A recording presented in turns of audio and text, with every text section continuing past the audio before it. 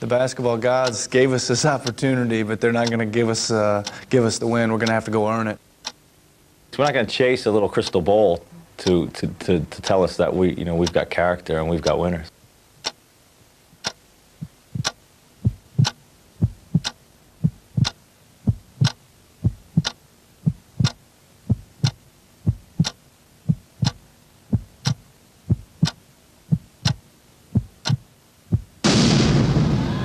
This is the first time in history that the Budweiser League is decided by the final game of the season between the two sides trying to win it.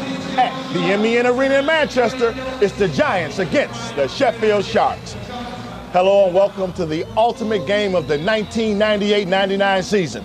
The Manchester Giants enthusiastically welcomed their visitors today, the Sheffield Sharks, as only a week ago the title looked to be firmly in the grip of Sheffield. But the Sharks slipped up on Chester on Sunday to put both teams on the same record going into the final game. Head-to-head means nothing, as today's winner is a winner-take-all contest. This beautiful trophy is what it's all about, and you can be assured that both teams will be playing their hearts out to secure it. With me today is the coach of the past two league winners, the Greater London Leopards. We welcome Billy Mims. Billy, I know when you look at this trophy, you're going to have to give it away today. You feel like crying. I bought an extra handkerchief. You need it? Absolutely. My owner, Ed Simons, is down courtside as well. Oh, he's crying too, and huh? He said definitely when this game's over, there'll be a tear in his eye. Okay, all right. So the intensity is building, and stuck in the middle of it all at courtside is Suzanne Dando. It's a big hello to you. Thanks, Kev. I love being stuck in the middle of this, and I can't begin to describe the atmosphere here courtside. Well, I could, but it'd take far too long, but it is electric, and everybody is up for this one tonight. And you know, when Sheffield won their first 10 games of the season, everybody was flicking through that fixtures list to see when they would come up against the all-powerful Manchester Giants. Well, it's right here and now, at the very end of the season, one last time, and oh boy, it's winner takes all. The Sharks' loss to Chester was hard for both the league's top two sides. Hard for Sheffield to take and hard for Manchester to believe. I looked at the teletext late on Sunday night and I just couldn't believe it. I was just staring at it. I was like, hold on, is that correct? No, Chester up ahead on Sheffield. We have to be mentally strong just because we gave the season up on Sunday. We had it wrapped up and we lost the game. And so to a repeat showdown of that epic double overtime game played a fortnight ago. Even though we've beaten them last time we played them, they still think that they were wronged, and they've cried about it since then. So this is what they wanted, and this is what they're getting. The last game we played against them, and it wasn't decided by Sheffield or us. It was decided by a call at the end of the game that really, a hard-fought game the way it was fought to be ended the way it ended. It just, we felt cheated. That game should go into another overtime, and I think they know that. Having played each other 5 times already this season, each coach is sure of both his own and his opponent's tactics. We run what we call motion-based stuff, and we feel that we just get beat up way too much doing that, so we'll have to run a lot more set plays coming into this game. I think we know what we got to do. If we're going to beat Sheffield, we got to play really well. We got to play really hard. We got to play intense. We got to play smart. We know that it's not going to be easy to beat them. It's going to be a 40 minutes of grueling work for us to do it.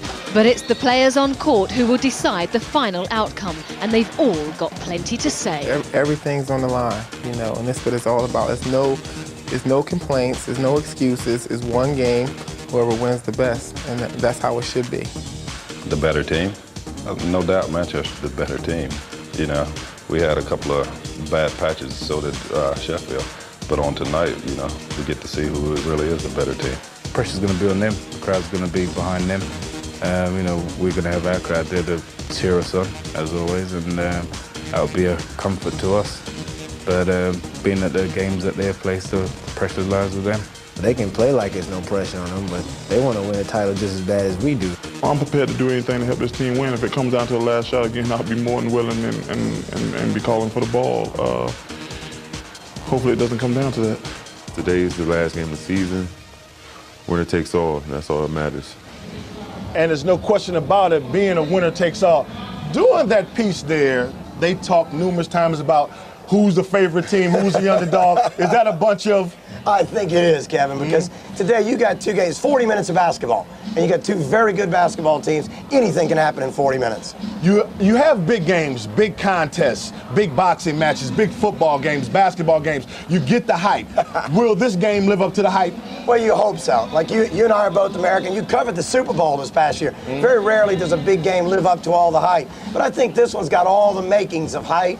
It's got all the makings of success, and we ought to be in for a big-time afternoon of basketball today. Sheffield has beaten Manchester 3 out of the 5 times. Does that make them, would you say, a favorite coming into this game? Well, not really. 2 reasons why. One is it's at Manchester today, and even though Nick Nurse says they've played better at Sheffield than they have at home, it's still good to be playing this game in front of your 10,000 fans and not Sheffield's. Second reason is look at the amount of championship players on the Manchester Giants squad.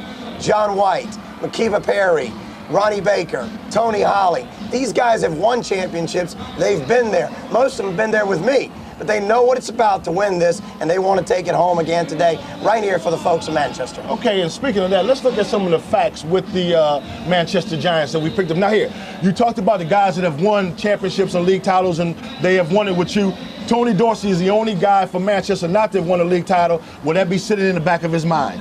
Well, I think, Tony Dorsey's been a great player. He's won championships and he's been a player of the year. But to win the league is something he's yet to achieve. I'm sure today he wants to change that statistic. And look at this number here, 67 points between the 3, 27 for the rest of the team. Will they be able to come up with a victory today if the rest of the team just comes with that type of number? Hey, the rest of the team sometimes don't even have to score. We've seen the big 3 carry them solely. They average 67, but that big 3 is capable of getting over 100 between them. So they've always rotated around the big 3. The big 3 will have to be stopped today for the Sharks to have a chance. And Manchester led the league in rebounding. How big will rebounding be in today's contest? Well, Manchester likes to run and they like to score points. If you don't rebound, you can't run. And as we look at the Sheffield Sharks, the facts on them, they have there, with Sheffield, they've won 31 out of 33 games. Now, these are total games here. 10-6 out of their last 16 games. Have they lost the plot? I don't think so. I think it's a long season. And towards the end of the season, you slip up a few times because you're mentally and physically tired. But today, you bring all your juice to the game. You bring your mental focus, your physical preparation. They won't have lost the plot today. They'll be here to play. Terrell Myers, the only Sheffield player in the top 20 scores. Who do you see as being the guy that needs to stand up big for them today? Well, outside of Terrell Myers, they've been carried, I think, by their backcourt. Travis Conlan's had a tremendous rookie season in the Budweiser League. If Conlan plays well today and scores 20-plus points, I think the Sharks will have a chance to win this game. Sheffield averaging 93 a game, giving up, or 77, 79, a plus 14 ratio. You look on the other side, Manchester, league's leading scoring team, 94 points plus 11 ratio. Is that what separates the teams? Sometimes that's a statistic that you can make it say whatever you want it to say. But the Giants, they don't care how many points their opponents score. They're kind of like the old Leopards. They look to outscore their opponents. They don't concern themselves every time down with defense, but get a stop and outscore our opponent and we'll win. Who do you have and by how many? I got to go with the Giants because they got so many of my ex-players on there. My heart is with those guys. I take the Giants by 3 in a great game. Okay, so will Manchester's John White win his 3rd consecutive league title, or will Sheffield's Chris Finch become the first man in basketball league history to win the title as both player and coach? You gotta love it. At courtside, Billy Mims joins Daniel Routledge for the action. Thank you very much, Kevin. It does promise to be a tremendous game. Let's get into the team list, starting with the Manchester Giants. And last week, Nick Nurse said if there was a basketball god up there, he'd give us one more shot. Well, it probably took Dr. James Naismith, the founder of the game himself, but he got his wish, Nick Nurse, and here it is tonight. Looking to the starting 5s, and all season long the talk has been of Manchester's big 3, Dorsey, White and Holley. But if they're to win it all tonight, they'll need a big performance from the little 2, so to speak, Ronnie Baker and McKinney Perry. To the Sheffield Sharks, and Sheffield were within minutes of lifting the title last Sunday. How they mentally lift themselves up from that bitter disappointment will probably decide who lifts the trophy at the end of the game. To the starting 5, and Peter Scantlebury makes his 500th league appearance tonight, but it's swapped that accolade for a winner's medal. You can be sure of that. Terrell Myers will be key, but his teammates have to step up if the Sharks are to win their second title.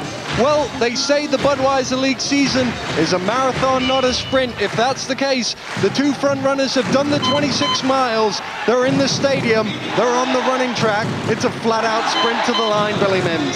Oh, what an atmosphere we've got here in the arena today. This is big-time British basketball. And the Manchester Giants in white come up with the first possession in the title decider. Dorsey going inside. Out to Ronnie Baker. White in the low post, his double team, gets it out to Baker, he lines up a three. That one's too long, rebound to Todd Cauthorn. The Manchester Giants bookies favorites by 2, Billy Mims. You said 3. Well, you know, I always like that 3-point differential because it gives the Sharks a chance to tie, you know, for that overtime. Traveling violation called underneath on Wilbur Johnson. We also, you see on that play, we get a call made by Will Jones.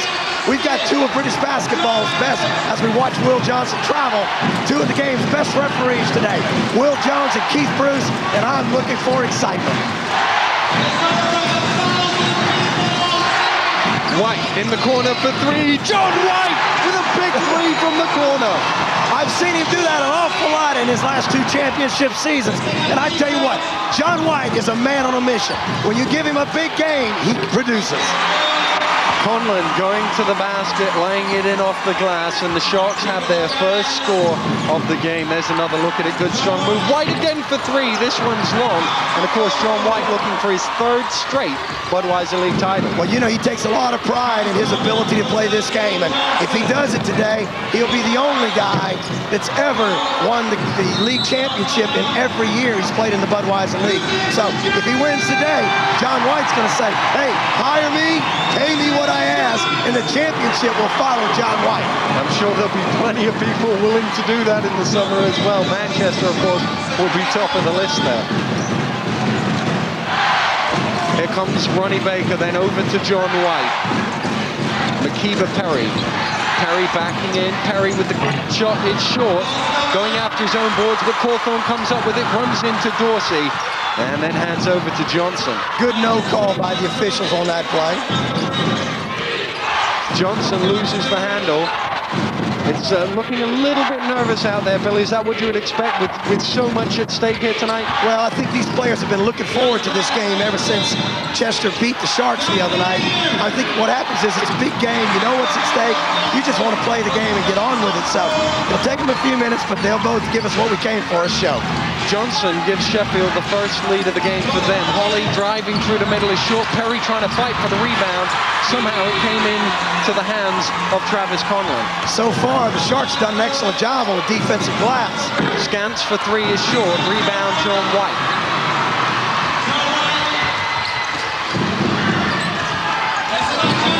Stolen away by Terrell Myers. He's got Baker to beat. He goes past him and draws the foul from Ronnie Baker. That's probably a good foul by Ronnie Baker there, because if he does it, if he lets Terrell Myers turn the corner there, Terrell's got to lay up the sure 2 points. Now the Sharks got to bring it in and earn the possession. Here we get a good look at it. You see, Ronnie's just holding Terrell on the hip there. Myers with a quick shot. Chris Finch was saying they were looking for 1 pass, 1 shot. We'll keep an eye on that. Well, I don't know how much we'll see out of that. I think that's a little bit of hype on Chris's part as well. I think the Sharks will do what they've done all season, play solid team basketball, but you can bet you the man with the ball right there in our picture, Terrell Myers, will take more shots today than anybody else on the floor, except maybe the man guarding. John White being the man guarding. Myers with the dish to Conlan. Conlan under pressure from Perry draws the foul, number 1 on Perry. Today is a big game, and big players show up for big games. John White, Terrell Myers, 2 of the top candidates for the British Basketball Player of the Year as we watch the play on the baseline there. Foul on Perry there. Not so sure. That was a close, tough call there. You know, it's about who creates contact. Perry was protecting the basket. Conlan took it to the basket through Perry, but Conlan's going to get 2 free throws. Travis Conlan struggled from the line of play, missed 3 of 4 in the dying seconds at Chester last week. And you know, of all the players on the floor, you got to remember, Travis Conlan's a rookie from the University of Michigan. We've got about 10,000 people in the house today, but he probably more than anybody on floor is used to playing in front of big crowds. Misses a second, Scants tips it back to him. Cauthorn on the trail, couldn't get the roll, fighting for the rebound, but Holley was too strong. Cauthorn missed an easy bunny of a layup. Baker for 3, Ronnie Baker all flying. The Giants are back in front. The little big man, he's picking up where he left off. This is Ronnie's 3. He was the MVP of the Uniball Trophy Final, and he looked like an MVP on that three-pointer. He hit 5 3-pointers on that night, equaled the record in the trophy final. That's his first of the evening. Great pass, and the slam dunk from Pete Scantlebury. Nice baseline pick there by the Sharks. The Giants double teamed it and left Johnson open. You can't leave Will open there. He'll dunk every one of those he gets. Holley spinning baseline, the foul there on Todd Cauthorn. Sort of while they're being consistent, that looked like to be about the same kind of call that they just called on McKinney Perry. So they're going to protect the guys going to the basket. Holley to the fall away, tough shot, didn't get the roll. Knocked loose by Conlan, he comes up with the ball. Conlan skip pass to Myers, fakes at the 3, drives through, and then decides to reset things for the Sharks. Scantlebury for 3, it's long. Perry had it knocked away. Holley with the quick outlet, broken up by Peter Scantlebury. The most experienced British basketball player on the floor today has made, I think today is his 500th appearance in the Budweiser League. So again, his experience, something the Sharks brought in mid-season when he transferred from Newcastle, and I think it has been something they wanted to have a day like this to prove it will help. Dorsey to his trademark fall away, count it. The Giants are loaded with offensive firepower. White, Dorsey on the turnaround here, former players of the year, Holley, Baker, offensive firepower in every position. Good spot by the referee, foul called on Tony Holley, just gave a little bump to the man running through the middle. Holley had a word or two with Travis Conlan, but a referee on the baseline saw that, Keith Bruce, and made the call. Keith Bruce is telling them down there, I don't want to see it, I don't want to see it. So, again, I think the officials from the start of this game have dictated the way this championship decider is going to be played. They're calling it tight, and they're staying on top of the game. Myers from deep, in and out. Johnson going after it, tipped it off a Giant, and it'll be a Sharks ball. That's an excellent out-of-bounds play that the Sharks run for Terrell Myers. Believe me, I've seen him knock down a lot of those this year, and they're going to, they haven't hit one yet. They got too many good shooters. McKinney, Payne, Myers, Cauthorn. They'll get their three-point shots falling before it's over. 0 of 5 thus far this evening. Myers skips it round to Payne, looking for the first 3. Count it! They've got too many good shooters. There's Chris Finch looking up at the clock, and that's why he brought Michael Payne into the game, just to do exactly that. He replaces Scantlebury, knocks down a 3. Dorsey replies at the other end with a 3 of his own, and there have been some long shots going up thus far. Hey, it's a shootout at the Manchester Evening News OK Corral.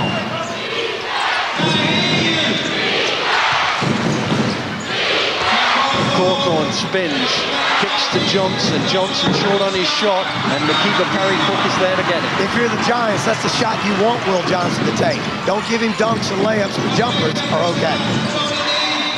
Dorsey lobs into McKinney Perry, Cauthorn caught reaching round, and the referee whistles in for the foul. And that's, kind of an inconsequential foul because the Giants are going to take the ball out of bounds. So, it's kind of a wasted foul. All it does is put the Giants one step closer to the bonus. It was Mike Payne, in fact, who got the foul whistled on him. He was on the other side. McKinney Perry way too strong on the layup. Mike Payne with the rebound. Conlan on his own with 5 Giants in front of him, backs out. Fires up for 3. Short on that one, Travis Conlan. Holley with the rebound. Baker has White ahead of him, finds White. White goes strong and is fouled by Wilbur Johnson. That's a good play by John White there because, again, you'd like to get Will Johnson in foul trouble. That's his first personal foul 6 minutes into the game here. But if you take it hard to the basket, you're going to get fouled. And the Manchester Giants this year, not only are they tied at the top with the Sheffield Sharks, but these are the 2 basketball teams that have shot more free throws this season in British basketball. They know how to attack the basket, they know how to get fouled, and they know how to make free throws. John White I believe he's shooting on the season from the foul line. Just over 90% for the season. Talking about team attempts. And White misses one. A very rare miss from John White. Talking about team attempts, the Manchester Giants are the only team in British basketball to have shot over 1,000 free throws in the season. Great pass to Myers, stumbling through the middle, and he has to come all the way out.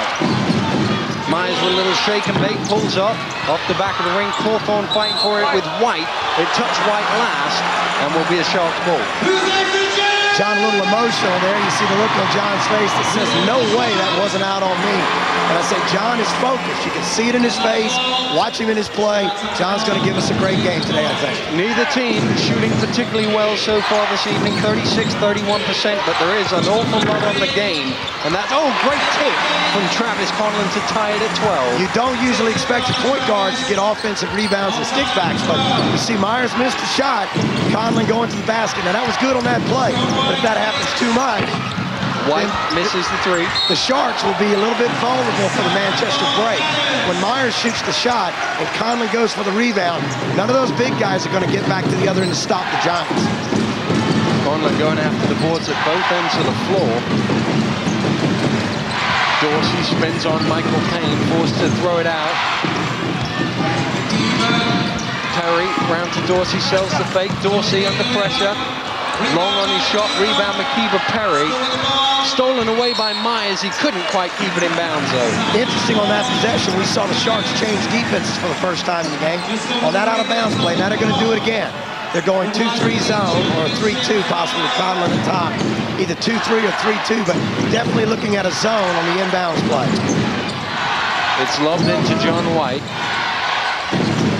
Holley going underneath. Holley under pressure, a little strong on it, trying to find for the offensive rebound, gets it and puts it back in. And that's the big problem with the Sheffield zone. We saw the first time they ran it, Perry got the offensive rebound. The second time they ran the zone, Tony Holley got the offensive rebound. They got to box out if they're going to run that zone. Myers going baseline. Myers throws it away. It came off somebody's foot, said the referee. And Ronnie Baker was suggesting it was Will Johnson's foot. The referee thought otherwise, and it'll be the Sheffield ball from the end. We just took a look there. We see Ronnie Baker here. We just took a look at Nick Nurse. Here's a play. Let's see what happened there. Ronnie Baker was right. It definitely went off Will Johnson. Break for the Sharks here as they get the ball back. Terrell Myers getting a rest now on the bench for the Sharks along with Will Johnson. Mike Payne backs out for three. That one's short. He was under a lot of pressure from White. Here comes White on the break. White going up for the layup. Rebound Conlan. Away comes Scantlebury. He has Payne ahead of him, and the rest of his teammates catching up now. McKinney to Payne, given some space, changes his mind and drives along the baseline. McKinney wide open for three, short on that one. Holley loses it from behind his back. Sharks ball. Nick Nurse is a bit irate on the sideline. I think Nick is saying every time the ball goes out on the baseline, on our end of the floor, it goes back to the Sharks. So Nick's a bit hot on the sideline talking to Keith Bruce right now. 1 of 10 from behind the three-point line, the Sheffield Sharks. They are the best three-point shooting team in the league, so they haven't got it to go so far tonight. Well, this is the largest arena in British basketball, and if you're not used to shooting in this big house, sometimes the long-range shots are a bit difficult. Mike Payne makes that 1 of 11. Cauthorn did a good job. Great pass from Conlan to Scantlebury for 2. One of the best playmakers in the game, Travis Conlan, has eyes in the back of his head. Look at this pass. No look, under his arm, behind his back, feed to Scantlebury for the score. Beautiful pass by Travis Conlan. Some kicks around to Baker. Baker penetrating. Stopped at the foul line. White for 3. Rebound again for Travis Conlan. From the start of this game, you think these teams do nothing but shoot three-pointers. Scants in the corner. Cauthorn again got a tip, but this time it only went to Baker. Baker trying to drive past Travis Conlan and picks up the foul. Big foul there again. That's the first personal on Conlan, but they're starting to spread them around the Sharks a bit. And the Sharks, I don't believe, have the depth to lose a couple of these guys and win. Now, the last time they played at 9X, they did lose a couple of these guys, and they did hang on and win, but only by the skin of their teeth. And if the Giants had a little bit better start in that game, they probably would have won it down the finish. Today, the Giants have certainly had a good enough start. Wilbur Johnson checks back into the game, as does Terrell Myers. The other way, Jason Swaine gets his first taste of the action. A former Sheffield Shark, won the league with them. And McKinney Perry also coming back. Good hands from Scants to knock it loose. Myers going after it. McKinney tips it to him. Myers pulls up for three. Gets the roll and it goes. The referee signals three. I think he's standing on the line. I'd like to have a Sky Sports replay on that. That was right in front of you and I, Daniel, and I surely thought he was towing that line and maybe a bit across the line. Here's a good replay. Ooh, good call by Keith Bruce, bad call by Billy Mills. Just had his toes behind it. St. Kitts to reply for three. Yes! St. Kitts. And we're tied at 17. The best way to defend the three-pointer is make one yourself. McKinney going baseline, ran out of court as he tried to go past his coach mate Jason Swaine, and Manchester will have it from the end. But first of all, they're going to check John White back into the game for McKinney Perry. Sheffield have come out very aggressive, and the tempo right now, I think, favors the Manchester Giants. The Giants really like this up and down the floor tempo, quick shots, not the Sharks. White under pressure for three, air ball. Conlan throws it long to Myers. Great pass. Myers all the way blocked by White. Rebound Scantlebury, gets two goes at it, and it's a Manchester ball. You see a lot of fire there from Ronnie Baker. As you saw that, he jumped up about 6 feet in the air on that, saying, it's our basketball, let's go get it done. Ronnie Baker will be the floor leader today that the Giants so desperately need to win this title at home. John White has a glance up at the clock. He sees there are 10 seconds left here in the first period. It's tied at 17. Baker penetrating, broken up by Myers. Myers to Conlan, stolen by White. But he can't get the shot off in time. It wouldn't have counted. There's been nothing between them all season. There's nothing between them in the title decider here. At the end of the first quarter at the MEN, it's the Manchester Giants 17, the Sheffield Sharks 17. We'll be right back. Thank you very much, Kevin. Straight into the match tracks, and the thing that leaps out at me off the page is the poor shooting from three-point land by Sheffield. Yeah, but we've shot 22 three-point attempts in the first quarter. This is downtown basketball. The Sharks have been the best in the country. The Giants certainly one of the best, and I think we'll see a lot more shot, and I think the Sharks will get better. Now, if we flip over onto the next page here and take a look at the rebounding here, Sheffield with 8 offensive rebounds, but when you miss that many threes, you're going to get offensive rebounds. That's correct, but again, I think the Sharks have done the job on the offensive glass, where the Giants seem to have been standing a watch. We're ready to go then with the second quarter. Holley and Johnson up and underway. The tip goes to Terrell Myers. Had Scantlebury there, but for some reason didn't opt to pass to him. Conlan for three short. Cauthorn off a great tip from Pete Scantlebury to keep it alive. Terrell Myers on that tip, I thought, lost an opportunity for an easy score. He did have Scantlebury. He thought White was defending where he couldn't get the pass there, but all he needed to do was ball fake and try to take John White, maybe draw a foul or get the layup. So I thought Terrell should have gone to the basket, gave up an easy opportunity for a score or a foul on the Giants. It's Cauthorn going to the line, though. Cauthorn has been the blue-collar worker of this franchise for the last 5 years, hasn't he? And once again, you see, he's standing out there on the line with a chance to bring a title to Sheffield. Really been sort of a backbone of this franchise. 6 Sheffield players on the score sheet already tonight. The 5 starters and Michael Payne.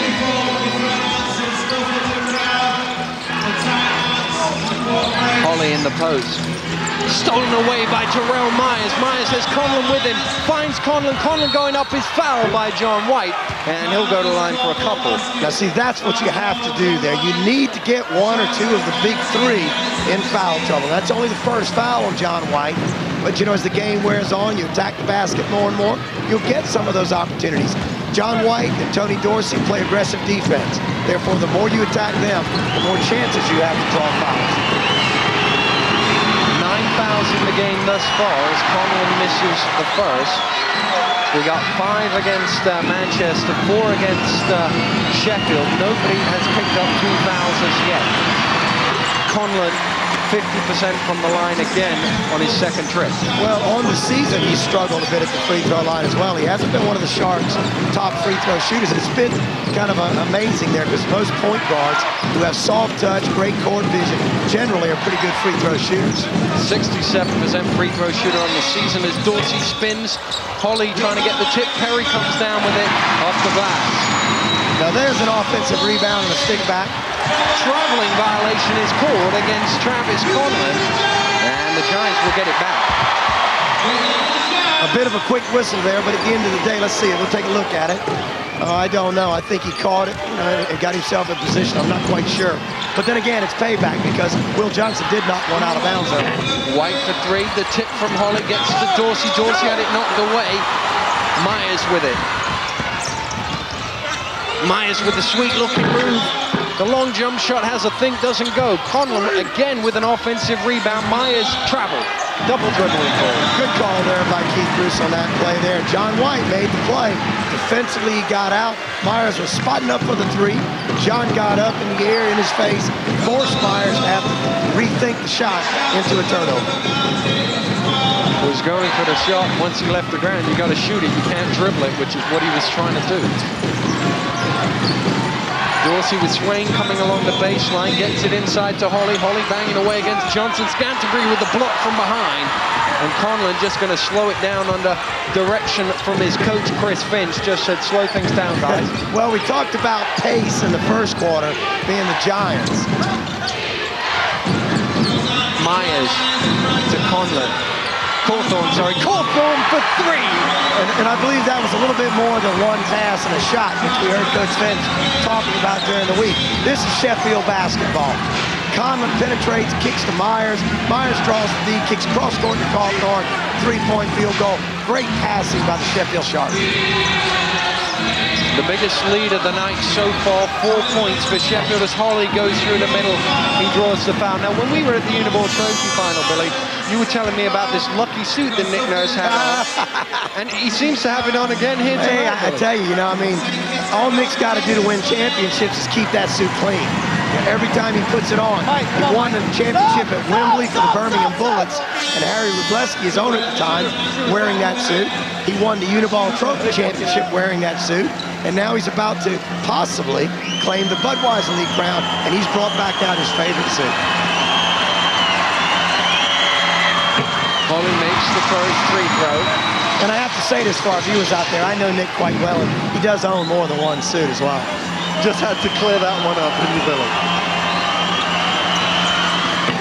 Holley misses his second. Cauthorn rips it down.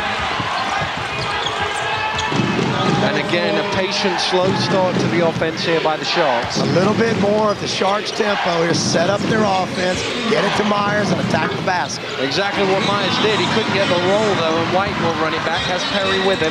Still John White. John White pushes off. Travis Conlan looking for the foul and getting it. That's a good call there, I think. John White doesn't like the call, but then again, John's one of these players in the Budweiser League who's never committed a foul. There are a few players around this league that foul people and don't ever believe. John played 2 years for me, and I never saw a foul call that he believed he committed. So, again, he's still having a conversation with Keith Bruce, but I thought Travis Conlan that time got in John's way, did a great job giving up his body and taking the charge. And did a great job of convincing the referee as well. He did give the referee some help with that little fall back there. It's called the Academy of Basketball. Windle up top. Time ticking down now on the Sharks offense. Great pass from Conlan to Myers. He's blocked though by Perry. White stumbling to the ground and gets it away before committing the travel. Couple of things there. I thought Myers might have been fouled. White might have got away with a travel. So either way, the Giants coming out very lucky on that possession. White driving through the middle, running into Windle. Ball loose on the floor. He's picked up by Perry. There's a foul before the shot. The basket won't count. It's on Richard Windle. And I have to say, this is a good defensive play by the Sharks here and a big break for them. I thought on the drive, John White might have got fouled, who's one of their best, one of the league's best free throw shooters. Watch John White here. on it. Could have been a foul there on Windle, stepping into White, but instead we get Windle fouling McKinney Perry, who's just missed, and he's probably the Giants' worst free throw shooter. So big defensive play there by Windle, not fouling White, fouling Perry. He is indeed the worst free throw shooter on the Manchester Giants, shooting 50% from the line, drawing a blank on both of those, though. Well, you see, that's as good as a turnover. When you get 2 free shots and miss them both, you might as well have thrown the ball out of bounds and given it to the Sharks.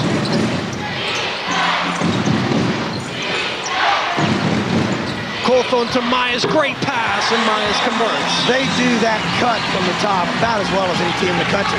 Myers made a backdoor cut similar to this to beat us in the National Cup final. 5 points now, the biggest lead of the game for the Sharks. We got a long way to go yet for 5 points to matter. Dorsey under pressure gets the roll and trims it back to 3. The quick outlet to Cauthorn. Defoe hit him hard. Foul ball. Todd Cauthorn is very deceptive in his speed. You know, he's a big, bulky body of an inside-outside player. He looks more to be a post player than a perimeter player, but we've already seen him knock down a three-pointer, and now we've seen him outrun the Manchester Giants. So Todd's certainly a deceptive player. Big-time play by Todd here. And I said at the beginning of the game with Kevin Gayle that Travis Conlan has to step up and have a good game. But I also believe that, you know, if there's a big 3 for the Sharks, even though they're team-oriented, it's Myers, Conlan, and this guy, Todd Cauthorn. If those 3 can match the big 3 of the Giants today, we're in for a heck of a show. It's been a pretty good show thus far. 14 minutes into the game, it's the Sharks who lead by 4 in the title decider here. Winner takes all, and Cauthorn makes it 27-22 to the visitors. And both of these teams today are playing for the double en route to a possible triple, because the Sharks won the National Cup by beating us. The Manchester Giants beat the Derby Storm in the Uniball Trophy. So whoever wins today will be on their 2nd title of the year, 2nd piece of silverware in the British game, and headed towards Windle. People come from up and down the country to see this one. Billy Singleton of the Leicester Riders in the house tonight, and I've seen plenty of other people about that have come for this big game. And I want you to know, Bill's got 2 seats there. There's no 1 seat in 9X Arena big enough for Big Bill Singleton. You hope he doesn't watch that back later. He lost a lot of weight this season, to be fair to Billy. He's lost a lot of weight this season. But Billy had a lot of weight to lose. Now, Big Bill's a good friend of mine. He's a big fishing buddy from South Carolina. Dorsey makes it a 4-point game, and Myers puts to run it back. If we look at the free throw shooting, Billy, 38% for the Manchester Giants. Now, well, the thing is, it's all about putting the right guys on the free throw line. So far, the Sharks have fouled the right Giants. McKinney round the baseline, nowhere to go. Oh, Windle came up with the loose ball. Scants going inside, it's fouled by Baker, I think on the floor, but we'll wait and see. Here's another look at he's going to give him 2 shots on the play. I don't know about that either. He's going to get 2 shots, and I don't believe they're in the penalty. They are in the penalty, in fact, so he will get 2 shots. It is a penalty. He wasn't going to give him 2 shots unless it was Nick Nurse not happy with things on the sideline there. I see the scoreboard here at Manchester Evening News Arena, a bit misleading. It has the Giants marked for penalty and not the Sharks. So the team fouls do reflect more on the Giants, but it has the Giants in the penalty when it should be the Sharks. It's a 6-point Sheffield lead. We were level at the start of this quarter, so it's been a good start here as Pete Scantlebury goes to the bench for the Sheffield Sharks. And Chris Finch has done a good job here in the first half, the first and second quarters. We take a good look at Chris in his nice white sweater today. You know, he's done a good job of rotating his squad. He's got Richard Windle in the game. Payne and McKinney have both been off the bench. Some kicks for 3, too long on that one. Holley cleared the space, and John White got the rebound. And now you're fouling the wrong guy there. Even though he's missed one already, I think John White is probably, what is he, 2nd or 3rd in the league in free throw shooting? 3rd. And he's making about 90% of them, so.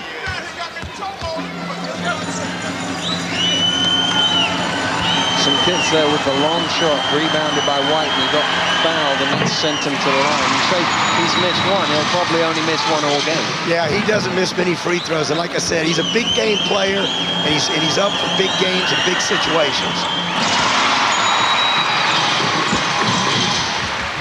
John White with 6 points. very quiet start for John White. You know, you'll see him heat up, and he's kind of a bit like, I'll say this. Conlan driving to the hole. What a great move by Travis Conlan. And you were about to say, Billy? Well, we've got a timeout coming here, so I think we'll probably go down courtside. 4:57 to go. The Giants trail by 6. It's a timeout to Nick Nurse. Let's take a listen. Look out there, boys. Give me the board.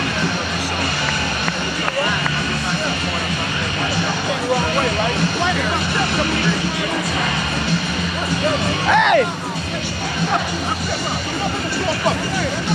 Hey! Sit down, Holley. He comes off this thing. Who's coming? Is this guy coming up? Who's going? They're playing. They're just running. Is he coming up or what? Hey, give a little help. Get off the ball. Get off the ball and rotate. We can't let him turn the corner and go. Dorsey, where's he going? Up? Your guy here. Who's guarding this guy? He's guarding with the window. Come on, put your window. Get the block. Hey. Just talking about the plays there, Billy. He's worried on the defensive end about Sheffield, what they're running. If we look at the shooting stats here tonight, not the sort of numbers you would expect from the number 1 and 2 teams in the league. Well, the misleading thing is Manchester from 2-point range, and that shots inside the arc are shooting 29%. I think it's a credit to Sheffield's defense, though. Sheffield do a better job of anybody in this country of stripping the basketball when you go into the paint, and we've seen them strip the ball an awful lot from the Giants already in the first half of this game.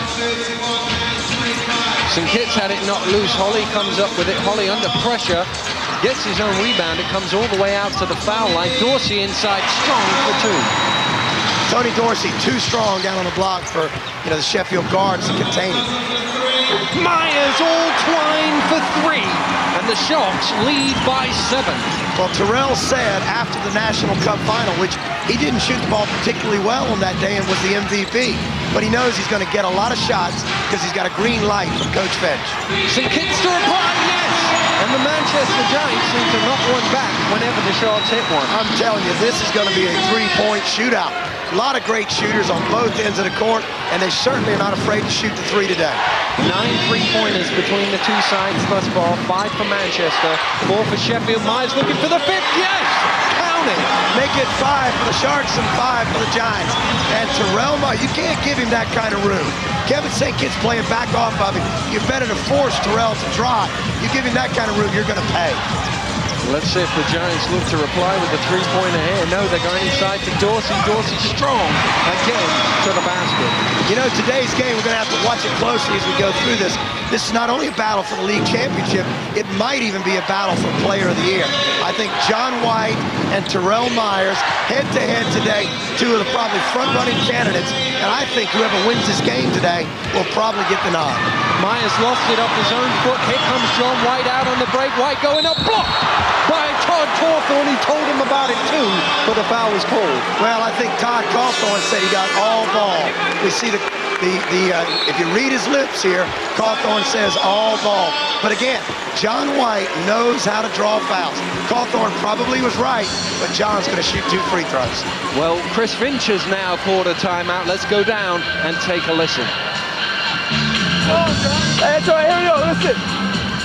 Why don't we try fronting him? Because if we're in the zone and we front him, we got the man there. Work harder to front him, okay? Or force him out there. All right, one of the reasons we can't deny is they bring a guard out here. We're denying White. They just pop the guard right here. You know what I mean? Okay. Huh? Listen, and down there, okay, you guys are both out, but you're standing there looking at each other in that area. Okay, what offense are we in? 4 out or open? Okay, this time coming around. There's a huge crowd in the house here tonight, Billy Mims. They've come from Manchester, they've come from Sheffield, and they've come from around the league to see this title decider. Well, there's no question this is the game of the year so far in British basketball. The 2 league frontrunners head-to-head in probably the most beautiful indoor arena in the English game. I wouldn't say probably, I'd say definitely.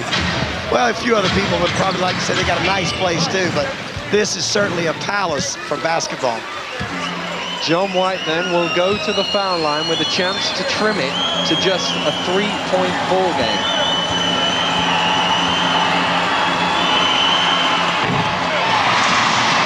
this still. Very calm, very focused. John White at his best.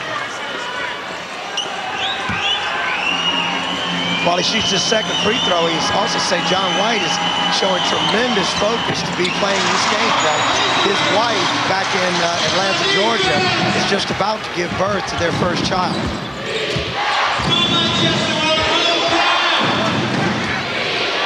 Conlan off the high pick and roll to Johnson. All sorts of pressure from Tony Holley. And it's a very aggressive defense the Giants are in right here. Conlan with a good step on Dorsey, knocked on some kits, knocked loose. Went at him a second time, and this time some kits had to foul him. Good offensive technical foul there. Kevin St. Kitts, too much emotion. I think what happened there was Conlan actually threw the ball at St. Kitts. Referees didn't see that, and St. Kitts threw it right back at Travis Conlan. Well, you know the old saying, you know, never retaliate, because the referees never see the first action. They always see the retaliation. Now the referees are going to have a chat about this. And well done, the referees spotted it, evened it up, tees on both of them, and you can't throw the ball at each other, which is what they were doing there. I'd like to see a replay. Wonder if we've got that captured. You know, it'd be a good example, see what happened on that, because I saw Conlan go up and get a good foul. Here we go, let's see. Here's the Sky Sports cameras at their best. Conlan misses the first shot, gets it back. Now he's going to turn and take the ball to St. Kitts. He gets fouled. Oh, he flipped it at him. I mean, I don't know if that's a technical foul. That's a bit unfortunate then for Travis Conlan. That's not flagrant. But the one coming right back there. And that's almost a joking situation. It says, hey, I got to the bucket, you fouled me. I think very unfortunate technical foul there on Travis Conlan. There's a lot more bantering and a lot more taunting that takes place in a game than what we just saw there. It's going to cost 2 free throws for against the Sharks. Defense of the official as Travis Conlan goes to the line for that one. When I first saw it, I thought Conlan threw the ball at St. Kitts, and St. Kitts just threw it back as retaliation. But on that replay, it looked, as you said, like just a playful little flick as Conlan makes them both. He was so quick at teeing Kevin St. Kitts that I didn't think he saw anything that initiated it, because it was a very physical tee on St. Kitts. I thought Nick Nurse might have talked him into seeing the first pass. Dorsey off the feed from St. Kitts, in and out. Conlan again with the rebound. He's done a great job going after the glass so far tonight. He has, 7 rebounds.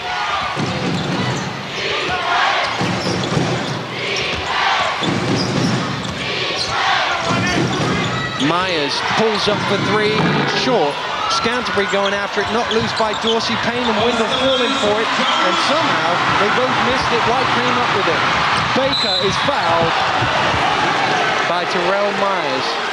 Big foul there again. There's a foul on Terrell Myers. That's his first personal foul, but now, as we talked about the big 3, all of the Sharks' big 3 have at least 1 or 2 fouls on them. Ronnie Baker will go to the line. McKeever Perry is ready to check into the game, but he'll have to wait because he wants to come in for Ronnie Baker. Speaking about foul trouble, though, the Manchester Giants, John White is on 2 fouls. We've got several of the Giants players. As I take a look up, Tony Holley's on 1. Ronnie Baker's already on 2 personal fouls. So the Giants are a little bit of foul trouble early in the game themselves as well.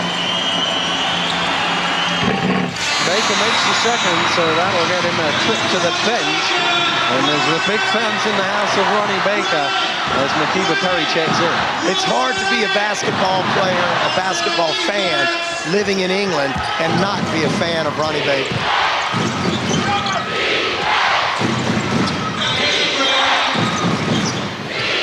Scantlebury looking for Myers coming round, but great defense from John White. There was an offensive foul on Richard Windle, illegal screen. And what has happened there is John White has taken the personal challenge to guard Terrell Myers. I don't know if we'll see it in the play here. No, you can't see it. It took place out. What Richard Windle was trying to backpick John White to get Terrell Myers open. John White is just pounding Terrell Myers. And we'll see if that has any effect on John's offensive game, because he's taken the personal challenge to try and shut down Terrell Myers. Holley from the foul line off right. And again, Chris Finch telling his team, let's get into a set offense. We're not in a great hurry. Let's do what we've done all season. Well, you know, the first quarter, as I said, was up and down, and there was nothing in it, 17-all. The second quarter has been more the pace of the Sharks, and it's also been the Sharks who've led the entire second quarter. Conlan looking to go past Holley, keeps going all the way, fires long, rebound, Windle, gets it to Payne. Payne, short, air ball. Again, Windle trying to save it, but he just ran out of court. Bad decisions there, a couple of bad decisions. Conlan almost gets called for an offensive foul driving the baseline. Windle rebounds, gives it to Payne. Payne takes a quick shot. The Sharks could easily have kicked the ball back out. They had a new 30 seconds with the offensive rebound. Run another play, get yourself organized, and get the shot you really want. Payne not only missed the shot, but it was so quick, I don't think any of his teammates realized he was shooting it. Therefore, they weren't in position for the offensive rebound. There's the rebounding statistics. There's been an awful lot of rebounds, but it's not quite been the high shooting percentages that you would expect with these two teams, Willie. Well, in Sheffield, Manchester Giants, one of the league's best rebounding teams, but so far the rebounding has been all Sheffield Sharks. Swaine to Dorsey. Dorsey stumbling, gets it to St. Kitts. White under pressure for three, off the backboard and tipped all the way out. Great play from St. Kitts to tip it to White. Kevin St. Kitts, a veteran British basketball player. St. Kitts getting inside to Dorsey to the flick.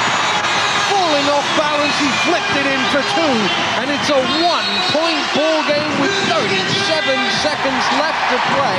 We got a timeout called by Chris Finch of the Sheffield Sharks. Let's go down and take a listen. We want to say one. Yeah, we want to say one, two, one. Hey, we're all right. We're all right. Okay, hey, let's come down. Let's run special. Okay, but let's look for the other things out of this. We don't have the obvious penetration or the kick to the corner guy and the guy back. All right, Pete, you go in here and duck your man in hard. Oh, no, Bam, you're in. Okay, Pete, you're on the wing out here, all right? No, wait, you're out. Mike, okay? Terrell, this is you, okay? Mike, you're in this wing. Duck your man in, all right, if we get it coming back this way. You know what I'm saying? Yeah, they're going to double. Right. Maybe if he's stroking, take a step in, duck in, corner. All right, let's go.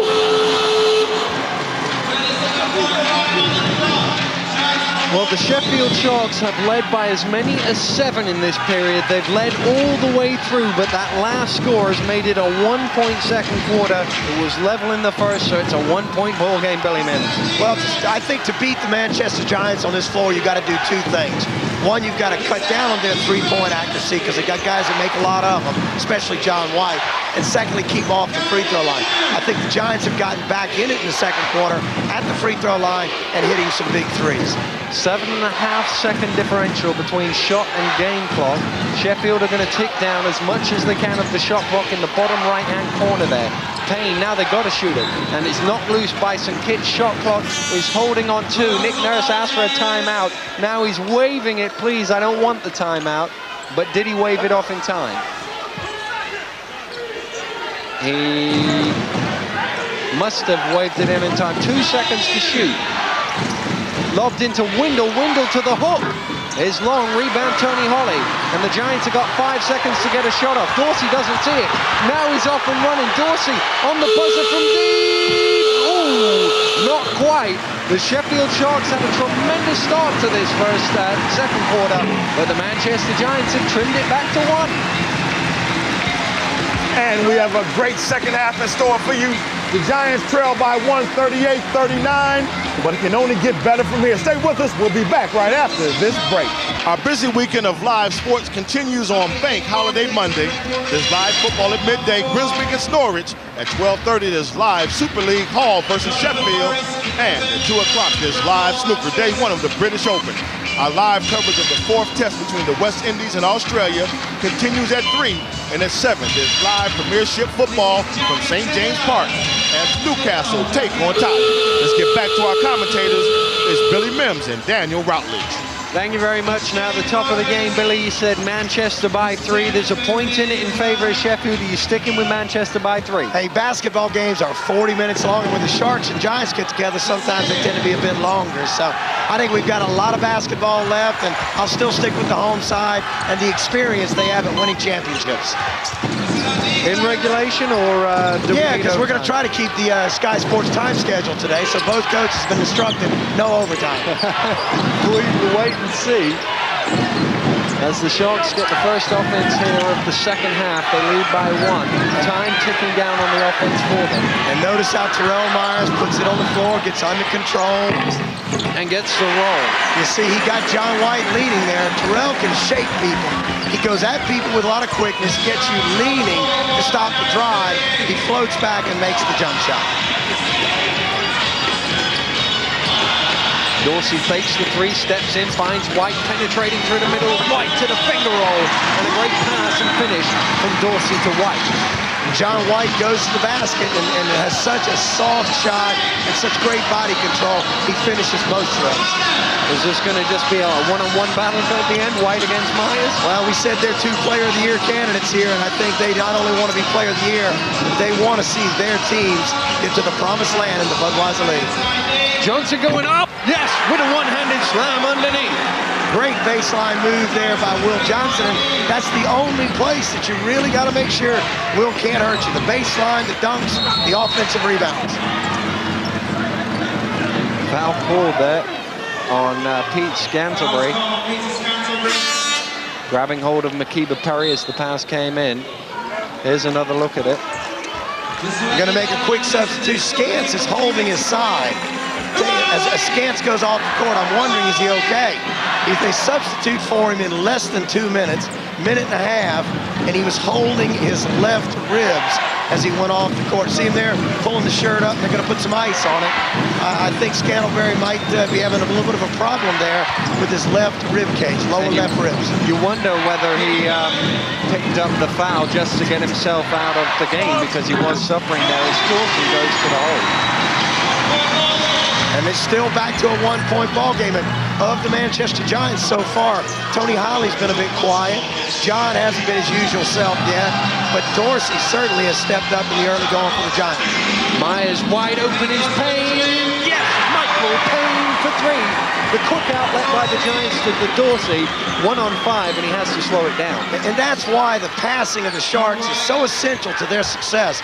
When you got a lot of standstill, spot-up shooters, you have to move the basketball to get those guys on. They did a tremendous job. 4 people touched the ball before Payne knocked down that 3. Dorsey going baseline, but without the ball, bounced it off his own foot. Good job defensively that time, I thought, by the Sharks. A couple of guys trying to cut Tony off, and he didn't have a move to the basket and turned it over. 17 turnovers in the game here. Not 2 teams that turn the ball over too much, but when so much is on the line, you tend to find a few more errors checking into the game. As Myers goes to the hole, he's blocked. Myers trying to find Johnson. Holley said it didn't come off me, it came off Will Johnson, but the referee said otherwise. Nick Nurse is not happy with that call either. Let's have a look.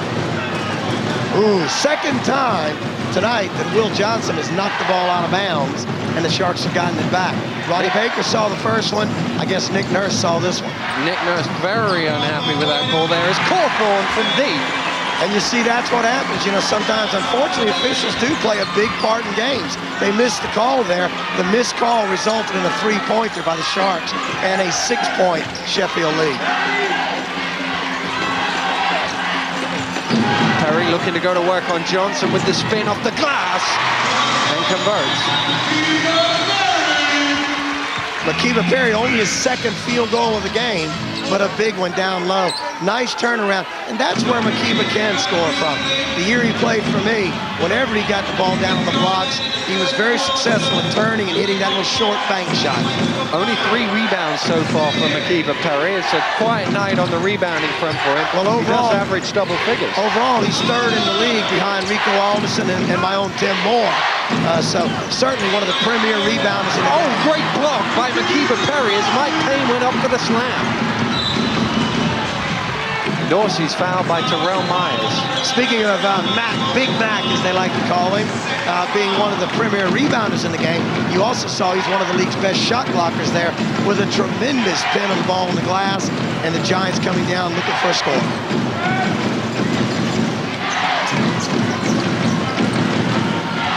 Baker running past Myers to Holley in the corner. Payne with the boards. And Tony Holley's still a bit quiet, but if you remember in the pregame, Cauthorn off and running his foul. Counted! What a tough play by Todd Cauthorn. There's the blue-collar Sheffield leader. He plays in a steel town, and he plays with steel sometimes. Todd Cauthorn's strong move to the basket, draws the foul and the and one. I was about to say about McKinney Perry being, Tony Holley being still a bit quiet when he missed that last shot. That's the second foul on Tony, and Tony only has 3 points in the game so far. But Tony said in the pregame piece that if it comes down to the last shot, he'll want the ball. And Sky Sports cameras were here when the Giants beat the Leopards on a last-second Tony Holley shot. Sharks fans are the happier at the minute. Their side leading by 7 here in the title decider with 16 minutes to go in regulation at least. Holley double team, skip pass round to Baker. Baker to White in the corner for 3. John White! Great assist by Ronnie Baker. Baker was open, could have taken the shot, but he spotted John White out the corner of his eye, and John makes the count. It just seems, as there's a foul called,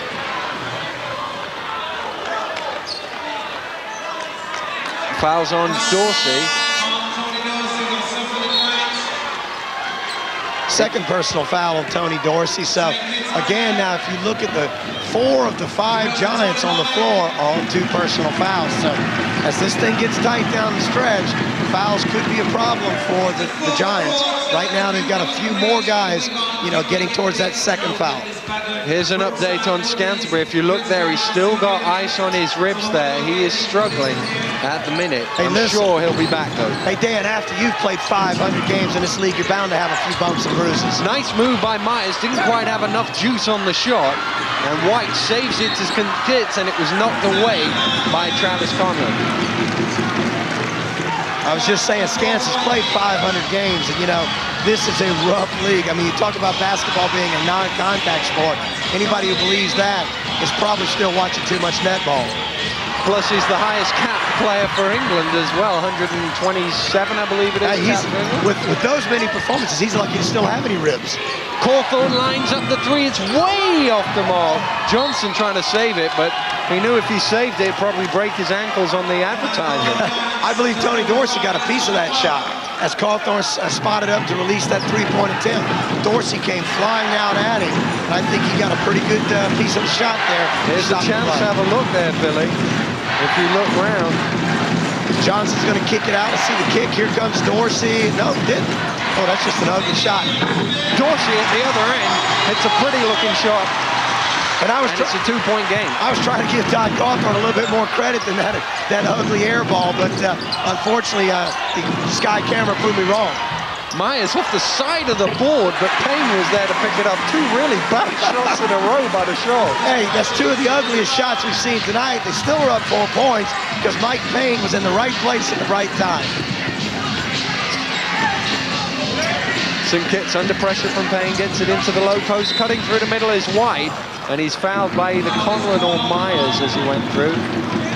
It was on Travis Conlan. It's his 3rd personal foul. Fouls are starting to mount up on both teams now. That's 3 on Conlan. They're going to give Terrell Myers a blow here. A couple of fouls on Myers, Cauthorn and Johnson. 3 on Windle and Conlan. Dorsey under pressure has to give to Baker. Now it's Perry.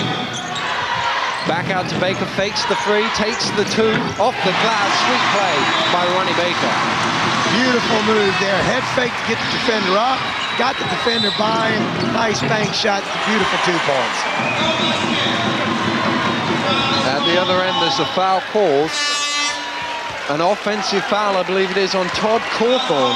That's his 3rd personal foul. He'll go to the bench now, and Richard Windle will replace him. Now the foul's starting to mount up against the Sharks, Billy. Well, the other thing is that's the 4th team foul against the Sharks. So for the next 4 minutes of this third quarter, the Giants are in the bonus. Every time they're fouled, they'll get 2 free shots. Baker into the low post, Dorsey to that turnaround, and there's no way of stopping that. And he ties the game at 53. Vintage turnaround from Tony Dorsey. It took the Sharks 4 minutes to build a 7-point lead. It took the Giants 2 minutes to erase the 7-point lead. A lot of offensive firepower in the house tonight. Conlan to McKinney for 3. McKinney replies with a 3, and the Sharks are back in front. And I believe he is still the top 3-point field goal shooter in the Budweiser League, and there he gives us a good reason why. 8 lead changes in the game thus far. A lot of them in the first quarter. Stumbling through the middle is Dorsey. Will it count? No, says the referee. I have to say this, Dan. This is how impressive Ian McKinney's 3-point shooting has been this year. As we watched, he got fouled on the floor. Extra step, kept going. Foul number 4 on Travis Conlan. That could prove to be crucial in the Sheffield chances today. I have to say this. Here's the foul trouble here. And we talk about the 4-3-3 for Sheffield. A lot of the Giants on 2. A lot of fouls mounting up. The team, I think, that stays out of foul trouble in the final quarter of this game, and the team that shoots the most free throws will probably win this game. Dorsey at the line shooting free throws way short. I have to say this about Ian McKinney's 3-point shooting. So impressive this year behind the arc. He's shooting almost 55%. That's better from 3-point range than McKeever Perry shoots from the free throw line. Dorsey misses them both, and Terrell Myers comes up with the rebound. Well, to win championships, you got to make free throws. So down the stretch, they're going to have to do a bit better than that. Windle is blocked by Perry, foul called. And the Sheffield fans getting to their feet on that one. They like that call. Certainly the home fans didn't. Here's another look as Perry goes up for the block. I think he did get him a bit after the shot. You see, Perry got the ball, but he does a mistake some big men do. Instead of just going up and blocking a shot like the great Bill Russell used to do in the NBA, McKeevy swatted it.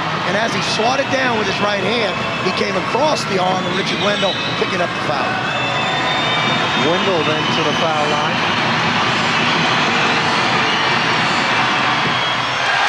Misses the first. He's a 65% shooter on the season. Travis Conlan there on the bench, sitting next to his coach, Chris Finch. We can't imagine that he'll be back until probably early in the fourth quarter, would you think, Billy? You see a former Sheffield guard who won the title in Chris Finch, and a newcomer to the throne, a point guard in Sheffield, who's trying to win a title. And yes, I can't see him coming back until they absolutely need him. I think the game will dictate when we see Travis Conlan again. You can sit him on the bench to a certain time in your mind, but the longer he sits there, the less chance you got to win it. Manchester's free throws, you say they win championships, they're struggling right here, where Sheffield 80% is a respectable shooting percentage. Well, I think it's going to be fourth quarter free throws that are going to make the difference tonight. Not the ones we've already missed. Let's see what happens in the fourth quarter.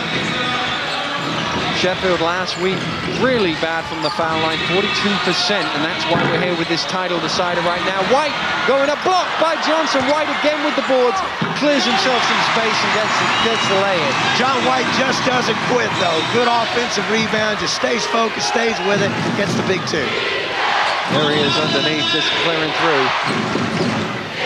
Myers coming round off the screen, but he was still double-teamed. Myers spinning through the middle, trying to get it to Johnson. White comes up with it. White throws it to St. Kitts. Away come the Giants with Baker. White wants it in the corner. He gets it. Pulls up for 3. Short.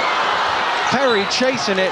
Could only tip it out of bounds. And John White right in front of us here, punching the ground. He was upset with himself. He didn't make that shot. John's too much of a veteran. He knows they had a 4-on-3 there, and that was not the best shot they could have got. He'd have been better off to attack the basket and try to draw another Shark foul. Instead, he makes a bad decision, misses the shot, but hey, a lot of time left to see John White still become a hero. Broken up by McKeever. Perry Johnson was quicker than him to get back and retrieve it.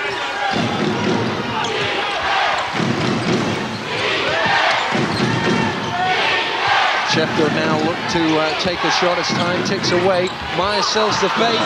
Chris Finch livid on the sidelines. He wanted a call, he didn't get one. Baker running it back and is fouled by Ian McKinney. And Baker will get 2 free throws, as we said, because the Giants are in the bonus. Chris Finch very unhappy with that stretch. He thought there was a foul at the other end. There certainly was a foul there on Ian McKinney, and that's foul number 2. And Pete Scantlebury now checking back into the game for the Sheffield Sharks. He's had his ribs iced. He's struggling with it. I think he's only going to play in 2 or 3 minute bursts, but they need him out there. Well, I think here's his experience and his leadership is something that Chris is trying to look for. And Richard doesn't want to, not Richard, his younger brother, Pete, doesn't want to see this title slip away while he's sitting over there. He's got all summer to ice those ribs down as the England assistant coach. In the meantime, he wants to help the Sharks win a championship.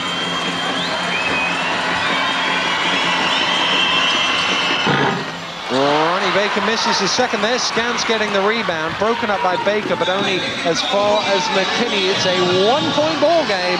A minute and a half to play in the third.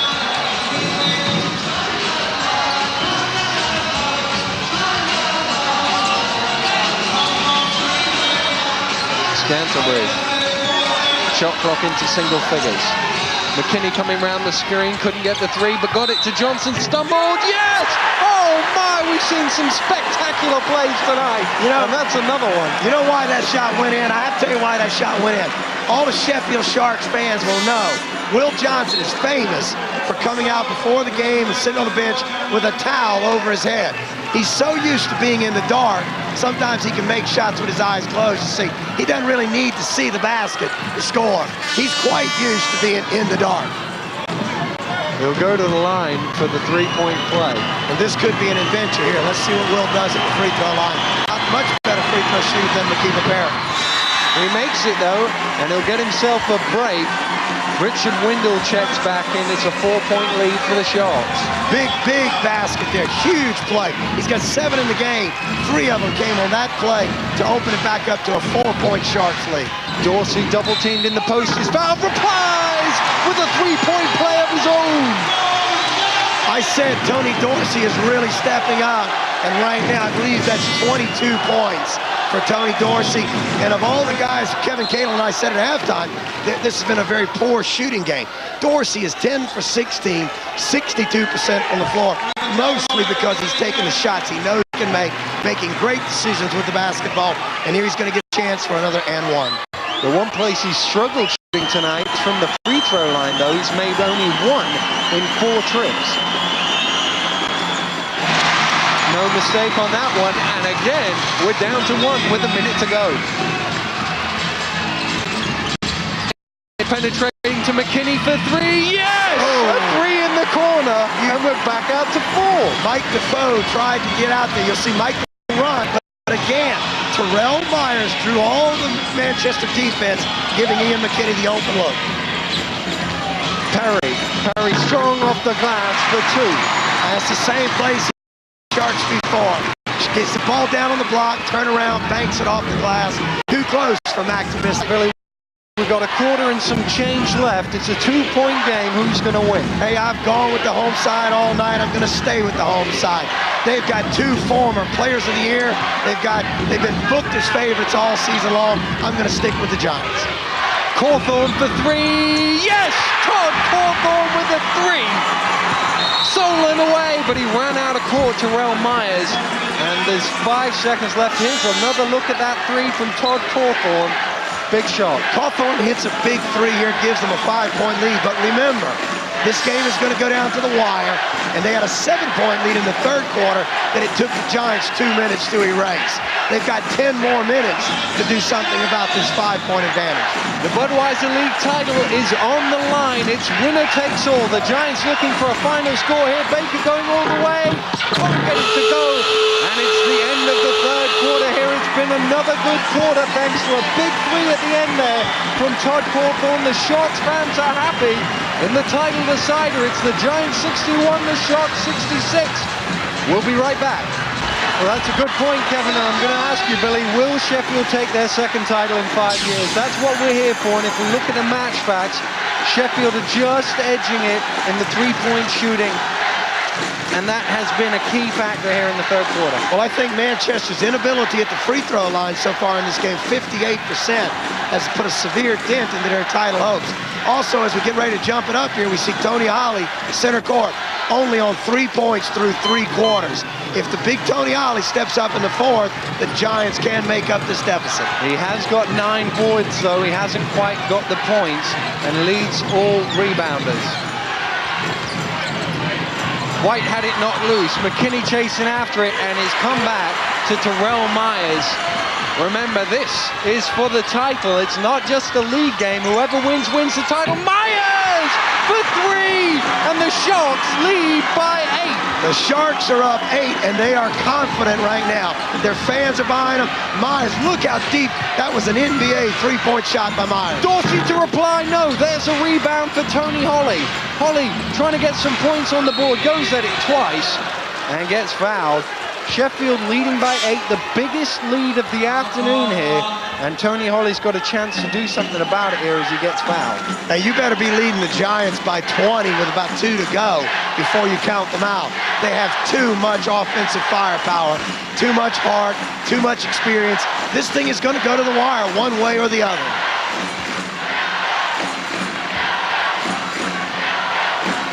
Nick Nurse trying to bring to Manchester their first league title in basketball league history. Brought them their first trophy earlier this season, but can he bring the lead? Holley short on the first, and you talk about free throws. Manchester are struggling. They are now, I believe that makes them, what is that, 11 for 20. Barely over 50% at the free throw line. And if you don't make free throws, you don't deserve to win championships. Holley rattles on the second, and here's confirmation of what Billy said. 12 for 21 for 57%. That's 9 points that they've blown at the line, and they only trail by 7. Johnson makes it a 9-point game, the biggest lead thus far. Sheffield once again, for the second week in a row, have a hand on the title. Holley, pump fake, great play from Tony Holley. Nice pass from Tony Dorsey to set the play up there. Dorsey drew the defense, kicked it to Holley. Holley finished. 6 points for Tony. Now 3 of them here in the fourth quarter. At the other end, Terrell Myers lost it out of bounds, and back come the Manchester Giants looking to trim it again. Dorsey out to White. White for 3 under pressure. Doesn't get the roll. Cauthorn fighting hard for it. One thing the Giants can't afford to do, the Sharks are in foul trouble. The Giants got to keep going to the basket, keep getting fouls, do a workman's game. If they start taking too many threes too quickly and rushing those threes, they're in trouble. Myers going to the hole. Ooh, it didn't quite go. We've had so many of them go. You expected that one to do. But it didn't, and John White commits a foul. Here's another look, Billy. I believe this is John White's third. Now he's holding him the whole way to the basket. I mean, this is a solid foul on Terrell Myers. But at this point, you see, Terrell Myers, if he's going to be a true Player of the Year candidate, he's got to step up and show the entire country, one-on-one against John White, a former Player of the Year, on center stage today for the league championship in the fourth quarter. Terrell Myers can make it happen. After he ties his shoelaces up, of course. Now he goes to the line. No, misses the first free throw. Well, now, I think some of the Sky Sports crew were at Chester the other night when the Sharks set up this title game today. In the fourth quarter, I'm told, in the last couple of minutes, I'm told the Sharks went 1 for 7 at the free throw line. And if they'd have made free throws against Chester, this game would not be a championship decider today. So we'll see how they do at the line in the final stages of today's game. Holley with a quick flip pass to Perry. Perry going out, lays it in. Kevin and I talked about get the ball into the middle of that defense. They got it to Holley in the middle, dumped it baseline for the score. Cauthorn for 3 again. Todd Cauthorn pulls it out to a 9-point Sheffield lead. The Giants are walking up the floor right now. 4 of the 5. Ronnie Baker, the only guy that ran down the floor. Giants, their heads hanging a bit. 9 points down, looking a bit tired. Inside again to Perry, he loses it. Dorsey gets it though. Dorsey under pressure, spectacular shot from Tony Dorsey. He certainly has come to win a championship today. That's 11 for 18, 61%, 25 points. Vintage Tony Dorsey. everything going in for him. That was a real tough shot. There's 7 minutes and 29 seconds left. The Giants trail by 7 in the Budweiser League title decider. Nick Nurse has called a timeout. Let's take a listen. Suggestions defensively.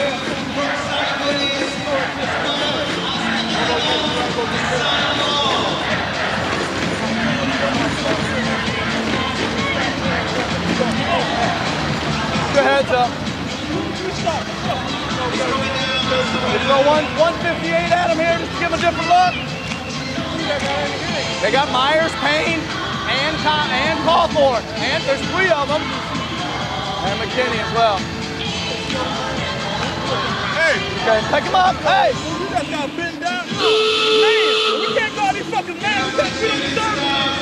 Plenty of chat there from Tony Holley. He's an inspirational leader for the Manchester Giants, and he's just trying to spark some life into his team, because right here, they're struggling, aren't they? Well, I mean, he's struggled a bit today, too. He's trying to spark some life into his team. But Tony is 2 for 9 shooting the basketball today. He's got 11 rebounds, but those rebounds haven't resulted in points for the Giants, and it's his offensive firepower that's lacked today, which has put a lot of pressure on Dorsey and White and the other Giants to step up, and they just haven't scored enough points to this point in the game. Holley looking for his 2nd league title. He won one with Peter Scantlebury of the Sharks when they were both at Thames Valley.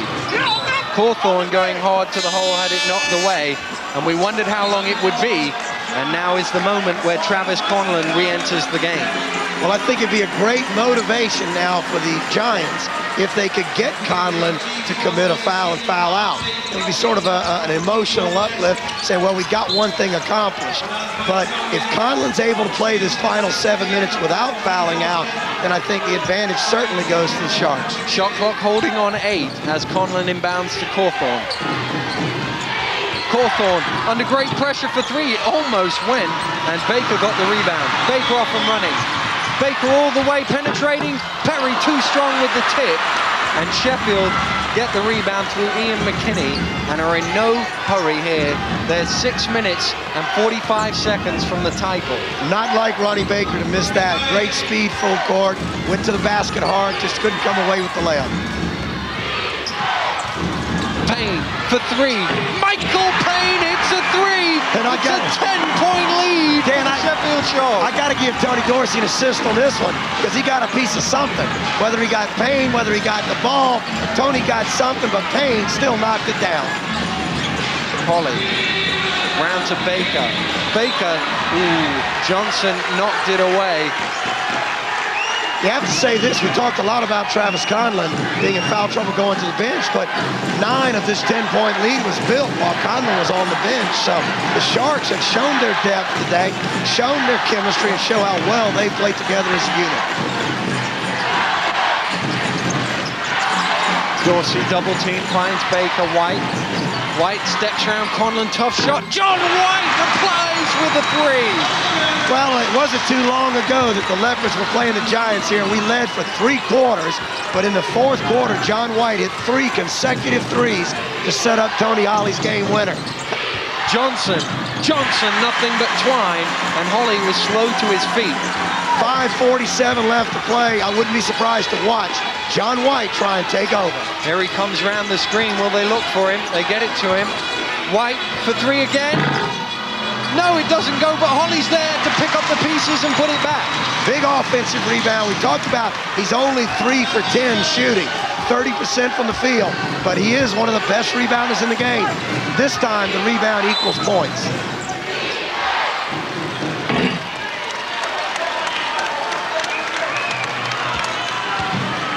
There was a foul called on Ian McKinney, and that's his 3rd. He'll go to the line with he'll go to the bench, with Terrell Myers coming back in. Now, that double overtime game that we've mentioned 2 weeks ago in Sheffield, I was there. Sheffield looked to have won the game in the 2nd period of overtime before John White hit some big 3s. Oh, count it for Tony Holley underneath.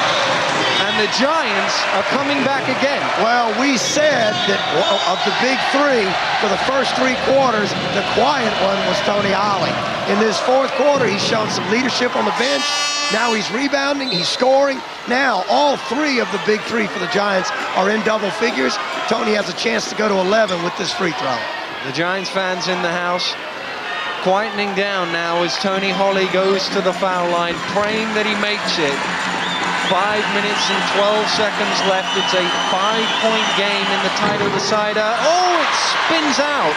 And there's a big ooh around the MBN Arena. 12 for 22, 55% at the free throw line today. Nick Nurse is not going to like those numbers. Windle to Payne. And there's a foul call. Ronnie Baker, was it? Kevin St. Kitts, I believe, off the ball. Can't see it on this replay. It was on the other side of the floor, I think.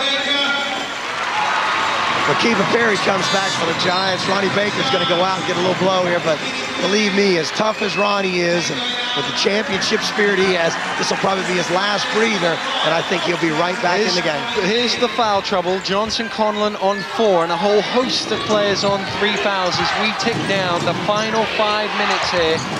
Cauthorn did well to hang on to it. Windle thought about the 3, now drives. Cauthorn in the corner, in and out. John White rises highest, but Myers picked his pocket, only could knock it out of bounds. And as I said, horn sounds, McKinney Perry goes off the court, Ronnie Baker's back. What Nick Nurse is doing now, playing a little offensive-defensive substitution. When he had a chance to get Mack out on defense, he put McKinney on D. He's brought Baker back out for the offense. Chris Finch tried to reply, but just couldn't get Scantlebury there in time. St. Kitts for 3 is long. Rebound once again from Tony Holley. Holley had it knocked away, diving to the floor, saves it to Baker, but Baker runs out of room. I think that's probably a good turnover there for the Giants, because I think the officials might have missed one there. Tony Holley got the rebound, but he did a good job shoving Todd Cauthorn down to get the rebound. Got it back, couldn't handle it, fell down. The Giants lost it out of bounds. Now you see again what we have here. The Giants, this should be a substitution, but I don't think Nick's recognized it here. They're trying to get their best defensive team on the floor and their best offensive. Right now, the Giants have the 5 best offensive players they have on the floor. 11,143 in the house enjoying this Budweiser League title decider right here with 4 minutes to go. It could still go either way, but it's the Sharks who just are edging it at the moment. Myers trying to get it inside with time ticking down on the offense. Who that touch last? St. Kitts. And Sheffield will get it back. Daniel, great testament, this crowd, for British basketball and certainly for the job the Manchester Giants do. And all, you got to credit the thousands of Sheffield Sharks followers that have come in here today as well as we watch the replay go out of bounds here. 3 seconds on the shot clock as it's inbound. It's broken up by John White. So they'll get it from the side. And I believe, correct me if I'm wrong, but the 11,000 plus, the second largest crowd to ever watch a basketball game in the UK. I say that with a bit of confidence because a few years ago we inaugurated this building against the Giants with 12,500. Dorsey gets it to Baker, who did well to keep it in bounds. Holley through the middle, scores! Tony Holley makes it a one-shot game with less than 4 to play. Has the big Tony Holley come to life? Take a look here now, 5 for 12. His shooting has jumped up incredibly in this 4th quarter. He's scoring points and he's leading this team. Defense is the cry, but the foul is the call. Tony Holley is called for it.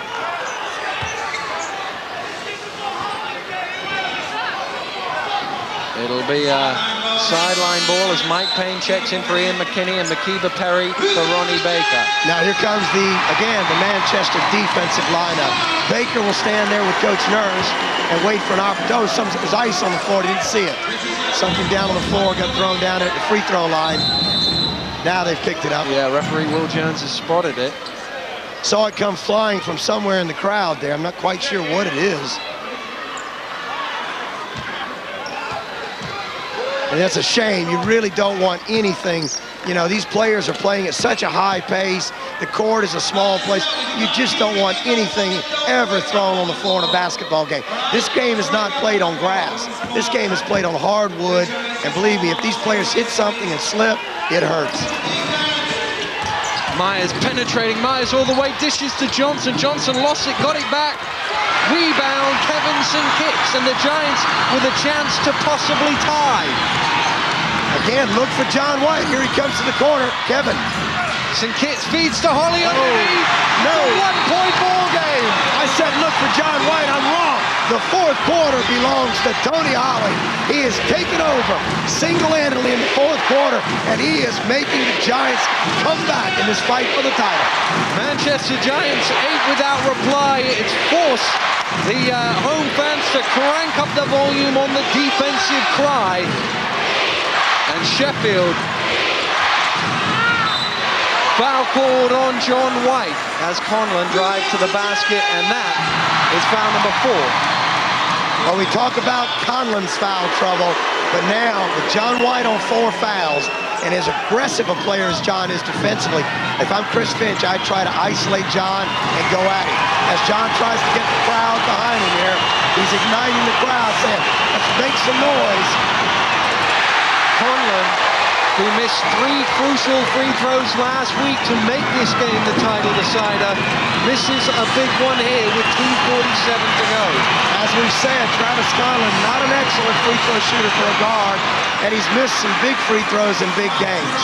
He makes the second, though, and it ticks it up to a 2-point Sheffield lead.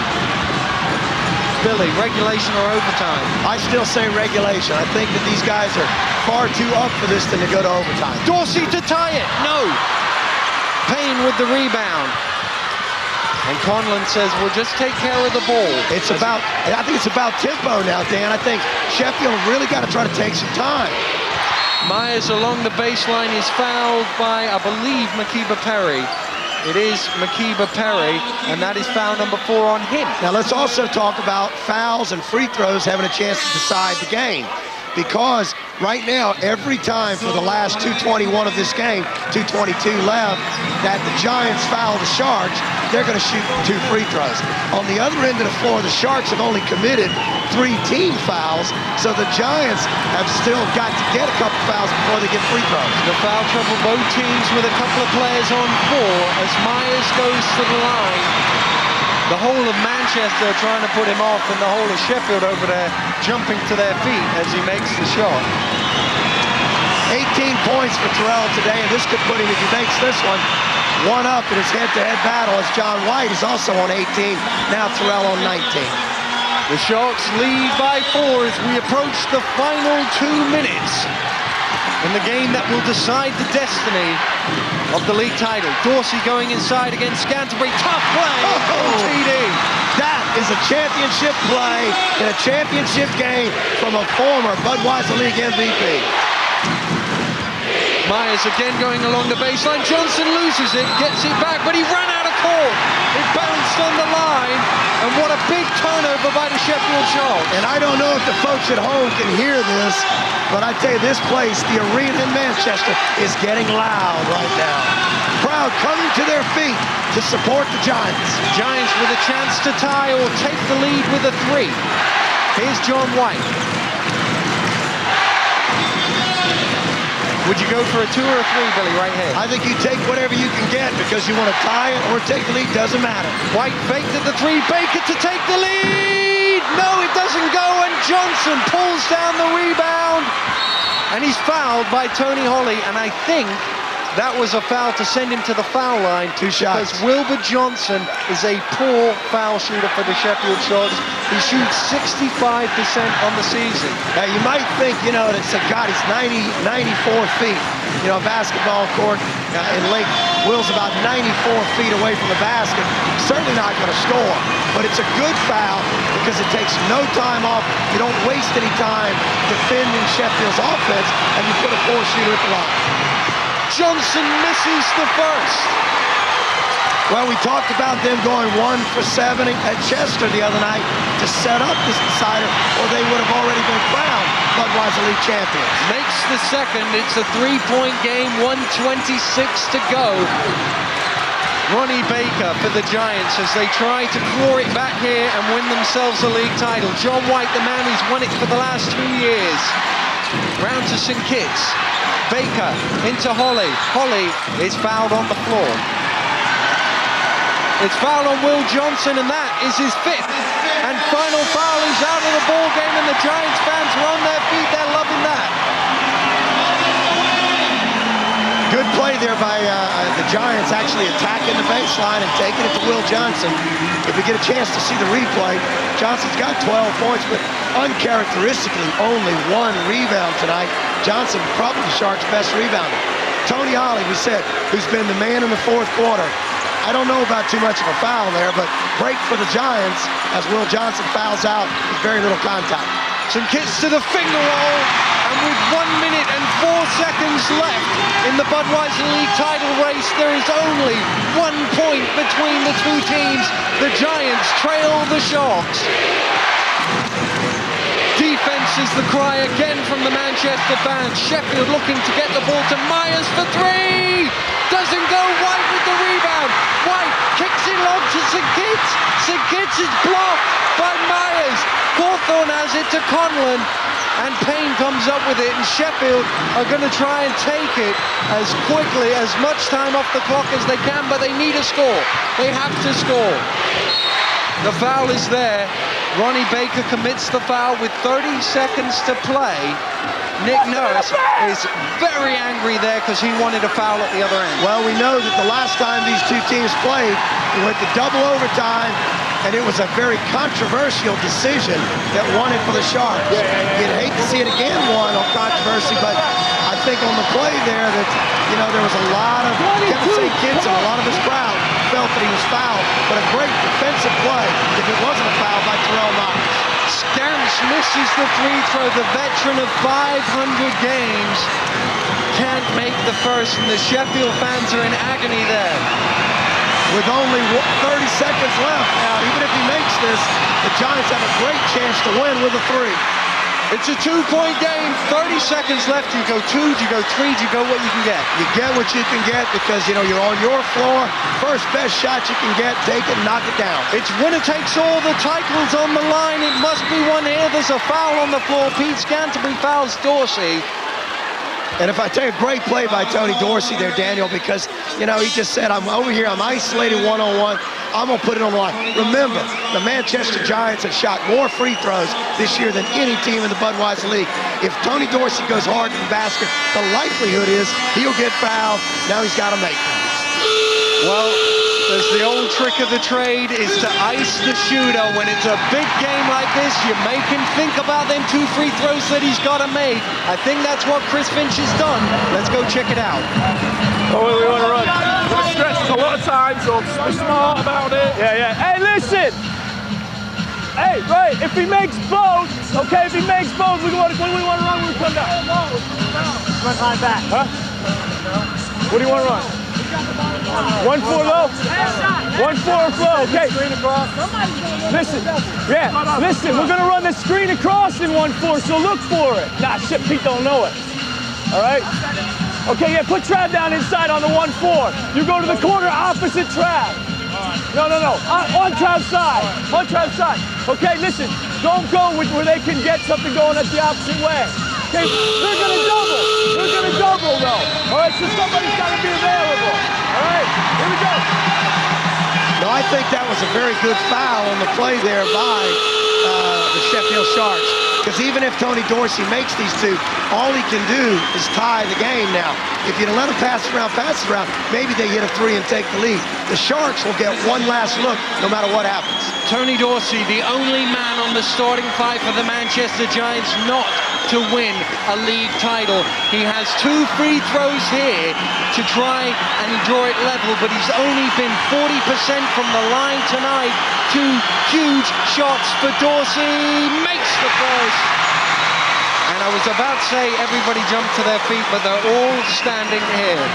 Dorsey to tie the title decider with 19 seconds to play. Yes! We're tied at 85. Myers now, Sheffield looking to win the title with the final shot of the game. Defense the cry. Overtime, Billy, or is it going to be one here? It's going to be on this play right here by Myers loses it. Sheffield ball. We're going to find out now as we've got 3.5 seconds left.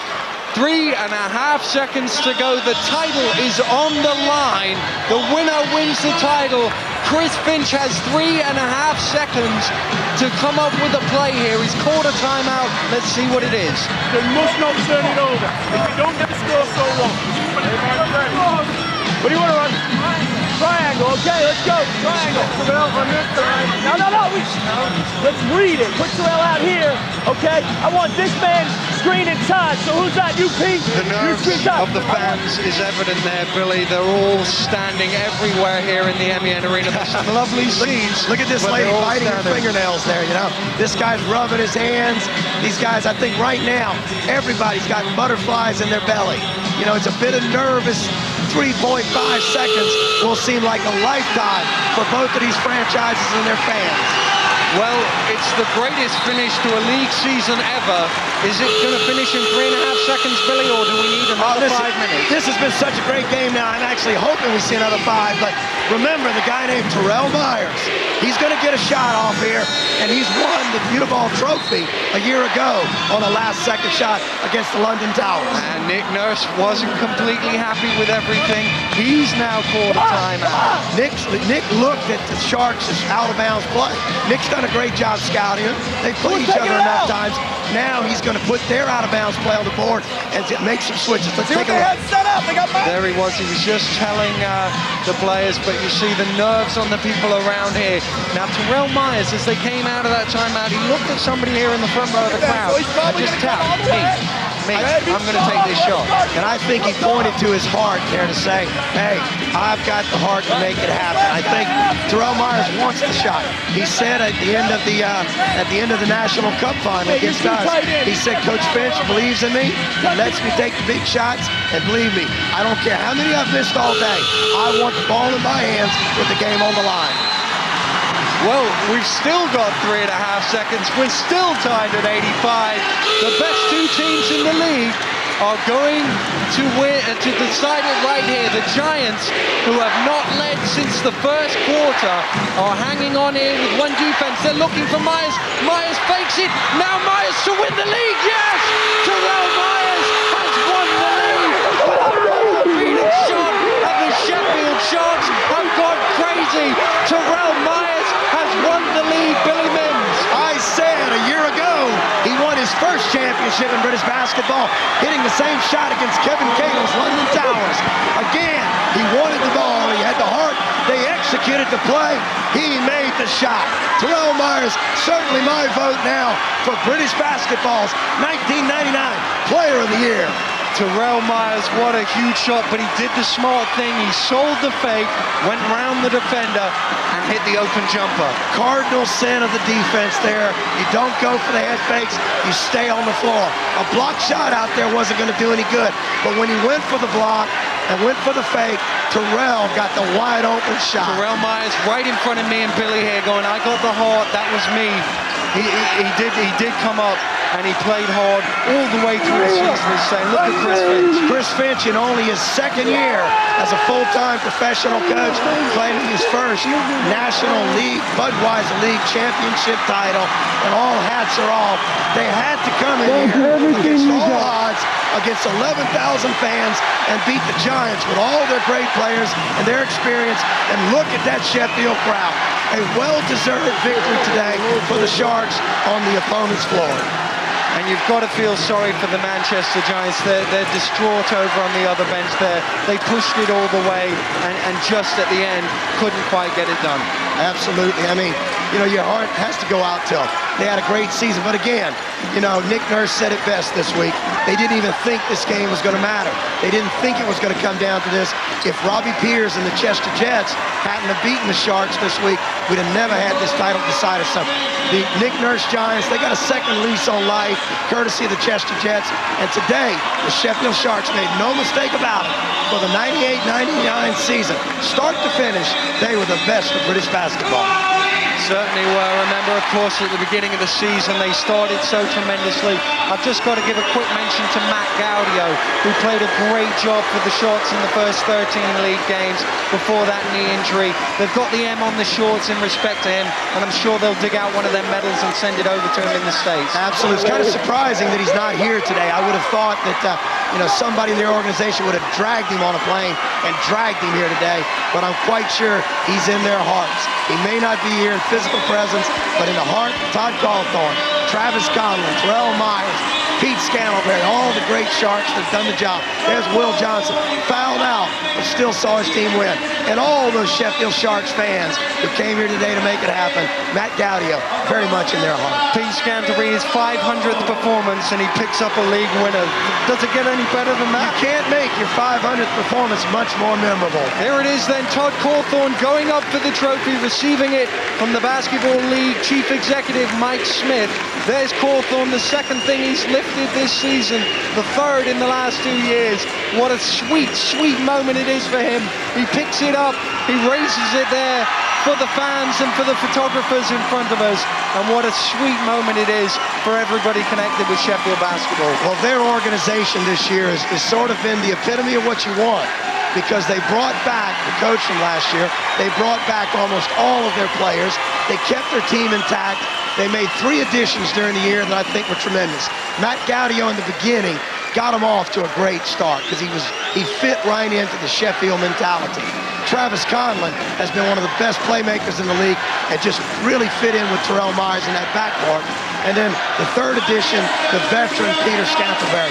Those 3 additions, with everything they kept intact from last year, they deserve to be the British Basketball Budweiser League 99 champions. So what are the emotions now, Billy? You've been doing this for the last couple of years.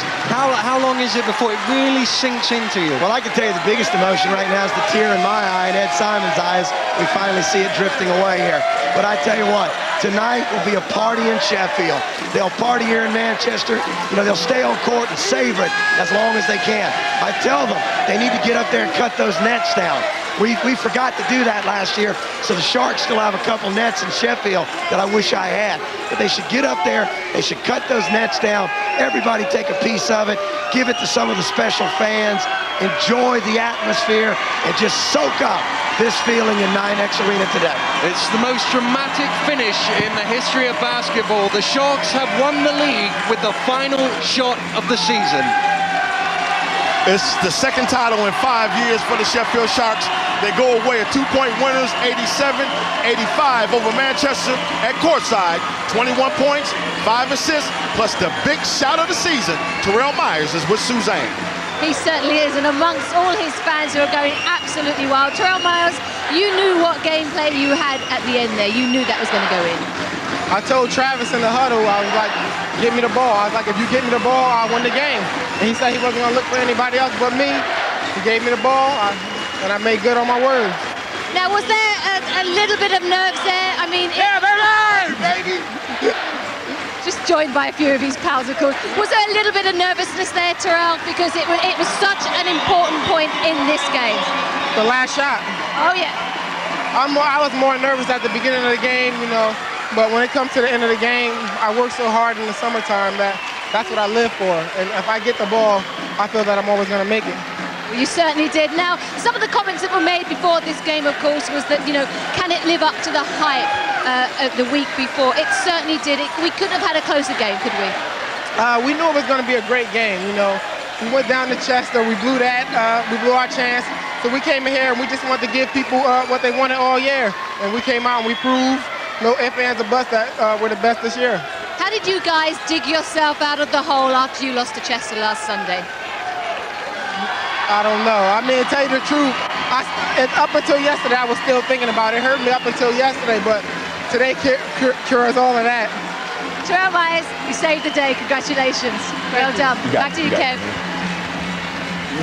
Okay, all right. That was a great game by Terrell Myers and a great shot. One of those things that you kind of dream about as a kid. Absolutely. I'm sure all the times he was playing back in New Haven, Connecticut, on the dirt courts, on the asphalt courts, this is the day he was playing for. We talked about one of the things that we initially talked about in this game coming in was you had the heavyweight title, you had the Super Bowl. Was this going to live up to the hype? Like those things, it didn't. This game did. Absolutely. I mean, I think British basketball was at center stage today. You can't get a better crowd, better atmosphere. Look at this. This is the game-winning shot. Third game winner this guy's made. If you want to win games, you better hire this guy. He beat you in the Uniball Trophy last year. He beat me in the Cup final on last-second shot, and he's won the league championship today on a last-second thriller against the Giants. Myers wins games. Okay, let's go back down to Suzanne. She's with a load of people. Thanks very much, Kev. We are with a load of people, a load of players, and a very well-deserved trophy. Hey, you've been there once before, you did it again. This is unreal. It's unbelievable. I can't even believe it. It's crazy. I can't believe it. This is just a dream come true for us from day one. Nobody gave us a shot. This is incredible. Talk to somebody else now. I can't. This has got to be the first time we've had Todd speeches. Travis, come in here because last Sunday, last Sunday you were put on the free throw line. It didn't come together then. You missed one at the end there. You got the last one. You must have been feeling nervous. Yeah, it was a lot of pressure, but I'm just glad we won today. You know, everybody put in a great effort. And, you know, I'd miss those free throws again on Sunday if I knew this was going to be outcome on Friday. So I'm just happy we won. We're going to celebrate tonight English style. This team is all about heart. It's not over. All about heart. It certainly is. We've got to say to Scants here, 500th league game, Scants. You didn't know, I said to you last week, didn't I? You weren't sure where you were going to go when you left Newcastle. This has got to be a dream come true. It definitely is. You know, like you say, it's a 500. What a way to get it. You know, a way to remember it. The league title was more important. We've got that, so the 500 was just icing on the cake. Now, Will, you disappeared out the game, of course, didn't you? But, you know, you did your stuff when you were on there. Yeah, I tried to. I mean, it was all about heart and guts. It's been a roller coaster ride all season. I mean, what a way to end it with his last second shot was by Terrell Myers. I think that's his third time. Third time he won a championship on the last second shot. I mean, I love the guy. We've been playing together for 6 years. We're winning the championship. Great season. Not over yet. We're going for Wembley. Wembley's next. Okay, yeah, Wembley's on the... Now, guys, you know, they say free throws win ball games, also three-pointers win ball games. You were sinking the three-pointers, guys, weren't you, later on in this game? Yeah, I think they came a bit short on quite a few of their threes, and we were hitting ours. Mike, Ian, Terrell, myself, all burying them, and that was the biggest difference in the game. They were coming down getting two, and we'd come right back and get three again. And you know, this is a classic game. Two great teams, all the credit to Manchester. They played awesome. They've been great all year. You know, we showed them the championship by losing last weekend, and we took it right back again, took it home. You did, you take the Sheffield. You're pretty handy with the three-pointers, of course. You've been here as well before. Yes, there's a few more people here than were in Doncaster 5 years ago, I think, but that's just a measure of the way the sport's grown. The number of people we got supporting us here tonight, you know, the Manchester crowd were fantastic to them, so, you know, I think that's the loudest I've ever heard any basketball arena ever. I think Scants could probably vouch for that. Yeah, a quick word for your fans here, guys. Marvellous, they're great. The Sheffield fans, the greatest on earth. Awesome. Greatest fans right there, Sheffield Sharks. Yeah. Back to you, Kev.